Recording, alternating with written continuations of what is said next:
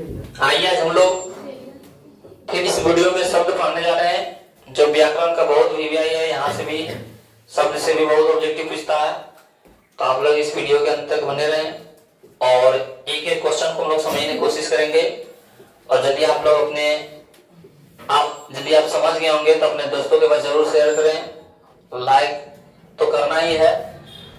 हम लोग देखते हैं कि शब्द बड़े ध्वनियों के मेल से बने सार्थक वर्ण समुदाय को क्या कहा जाता है? शब्द कहा जाता है। ये सब परिभाषा नहीं पूछा जाता है, पूछता है कि कौन क्या है। बोला कि किसी शब्द की रचना के संबंध में चार तरह से विचार किया जाता है। कितनी तरह से?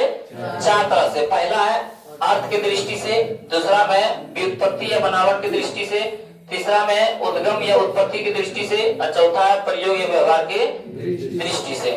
तो आज हम लोग पढ़ने वाले हैं अर्थ की दृष्टि से शब्द के कितने भेद हैं? तो दो भेद हैं, सार्थक शब्द और निरर्थक शब्द। लेकिन हम लोग दूसरा वाला पढ़ने जा रहे हैं व्युत्पत्ति या बनावट की दृष्टि से। व्युत्पत्ति या बनावट की दृष्टि से शब्द के कितने भेद होते हैं? तो व्युत्पत्ति या बनावट की दृष्टि से शब्द के तीन भेद होते हैं।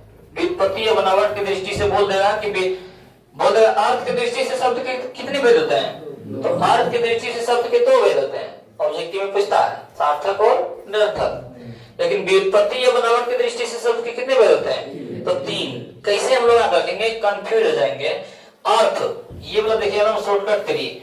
अर्थ की दृष्टि से शब्द के कितने भेद है? तो अर्थ में देखो दो ये अक्षर है, तो दो भेद।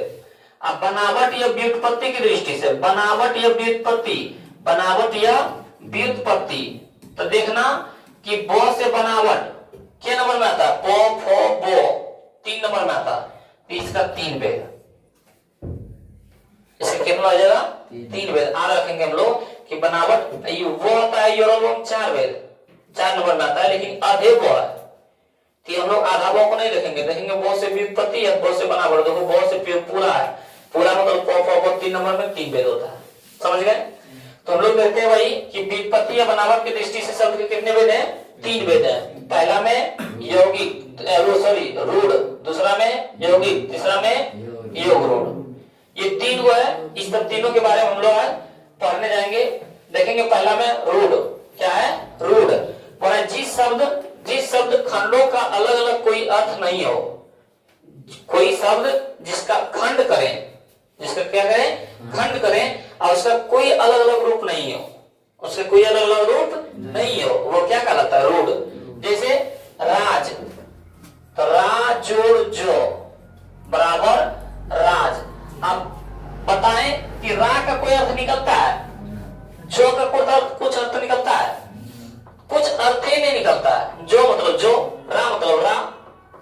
तो जिसका खंड करने के बाद कोई अर्थ ना निकलो, वो कौन कहलाता है? रूढ़ कहलाता है। जैसे नाक, ना जोड़ को, पीला, झट, पट, इस तरह का कोई अर्थ ना निकले तो वो क्या कहलाता है? रूढ़ कहलाता है। क्या कहलाता है? रूढ़ कहलाता है। और दूसरा देखते हैं हम लोग यौगिक, जिन शब्दों के खंड अलग अलग हो लेकिन दूसरा अर्थ पर नहीं हो।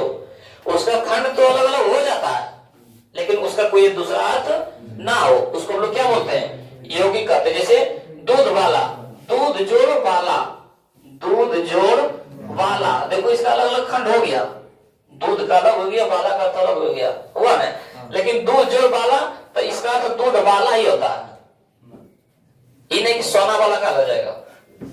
क्या कहलाएगा? दूध वाला।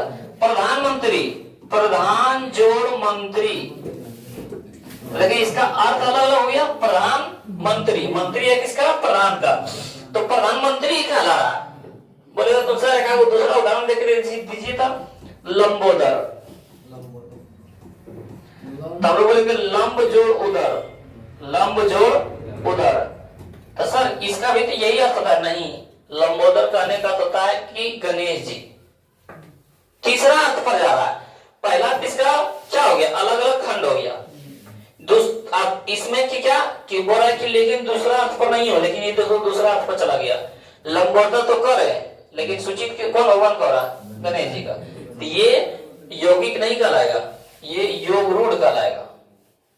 प्रधानमंत्री मतलब प्रधान मंत्री, तब कहलाएगा यौगिक। जैसे गौशाला, गौ जोड़शाला, तो गौशाला मतलब गौशाला ही होता है, पाठशाला नहीं होता है। पाठशाला चार जो साला, खंड तो अलग अलग हो रहा है लेकिन वो उसी पर अर्थ जा रहा है, तो वो जो उसी पर अर्थ जाए वो क्या कहलाता है? योगी।